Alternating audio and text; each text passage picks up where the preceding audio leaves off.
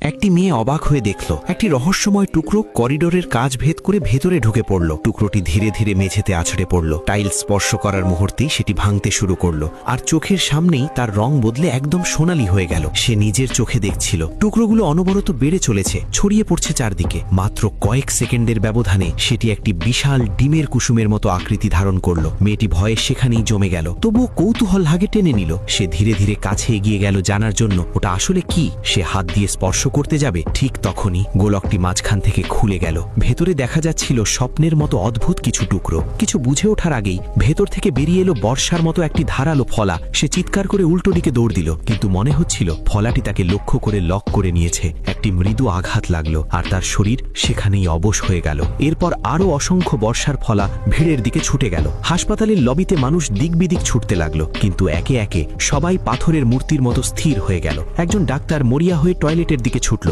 তার পা জবাব দিচ্ছিল না, কিন্তু সে জানত না সেও এখন লক্ষ্যবস্তু। সেই ফলা কাঠের দরজাকে ছিদ্র করে সরাসরি তার শরীর ভেদ করল। একজন মধ্যবয়স্ক লোক যে সবেমাত্র জ্ঞান ফিরে পেয়েছিল, কিছু বোঝার আগেই তার মাথায় আঘাত লাগলো। সেই সেকেন্ডেই একটি রহস্যময় সোনালী তরল তার শরীরে প্রবেশ করানো হলো। তরলটি দ্রুত তার মাথার চারদিকে ছড়িয়ে পড়ল, তৈরি করলো একটি অদ্ভুত আবরণ। তার চোখ দুটি সোনালী আলোয় জ্বলজ্বল করতে লাগলো। তরলটি শরীরে পৌঁছানো মাত্রই বর্ষার ফলাটি আবার ভেতরে টেনে নেওয়া হলো। এরপর সেই বিশাল সোনালী গোলকটি সংকুচিত হতে শুরু করলো। মুহূর্তের মধ্যেই আবার সেই শুরুর ছোট্ট টুকরোটিতে পরিণত হলো। যাদের চোখে সোনালী আভা ছিল, সেই আলো ধীরে ধীরে ম্লান হয়ে গেল। তাদের শরীর আবার চল হলো। হাসপাতালের লবি আবার স্বাভাবিক হয়ে গেল। সবকিছু দেখে মনে হচ্ছিল যেন কিছুই ঘটেনি।